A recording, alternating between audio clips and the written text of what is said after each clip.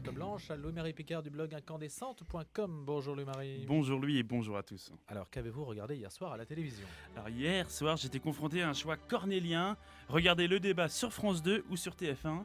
C'est un peu bonnet blanc, blanc bonnet. Vous savez que c'est Jacques Duclos, le communiste, qui avait inventé cette expression en référence à l'opposition entre Georges Pompidou et Alain Poher. Mais ça c'est une autre époque. Et qu'est-ce que vous avez fait finalement? J'ai regardé le débat opposant l'AS Monaco et la Juventus de Turin. Ou plutôt l'inverse, en fait c'était tellement compliqué que ne m'en voulez pas si par moment dans cette carte blanche je confonds. En réalité j'ai fait ce que m'a conseillé un ami, regarder le match en écoutant le débat. Et pour vous, ce n'était pas un vrai débat?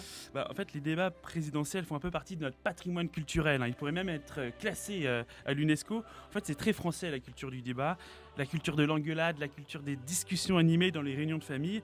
Alors hier soir j'attendais un monopole du cœur, hein, dans les yeux, je vous le dis, hein. Vous avez tout à fait raison monsieur le Premier ministre, ou un moi président. En fait non, rien de tout cela. Nous avons eu le droit à un affrontement avec 2 heures et demie d'échange de noms d'oiseaux et d'accusations ad hominem. Oui, je croyais voir un débat politique et j'ai vu un match de football. Alors selon vous, il y a des ressemblances entre un débat politique et un match de foot? Alors, attention, je ne parle pas d'une grande affiche de Ligue des Champions, hein, cette coupe européiste entre le Barça et le Real Madrid, où la beauté du geste fait partie du jeu. Non, là, c'était plutôt un match de Coupe de France. Et je me suis dit que Marine Le Pen devait être ravie, puisque avec la déculottée reçue par Lyon et la défaite cuisante de Monaco face à la Juve, la France du football va peut-être vivre un Frexit dès la semaine prochaine. Alors cela dit, la candidate frontiste n'a absolument pas eu le temps de regarder le match, hein, parce que déjà elle débattait et puis elle était très préoccupée par la lecture de ces nombreuses fiches qui lui ont été préparées par Florian Philippot, qui a d'ailleurs trouvé que la candidate était excellente. Alors Emmanuel Macron non plus n'a pas pu regarder le match, puisque lui il débattait, et en plus de ça, vous savez, Emmanuel Macron, son équipe préférée c'est l'Olympique de Marseille. C'est dire qu'il devrait être un petit peu plus modeste quand il parle, dit-il, de l'esprit de conquête français.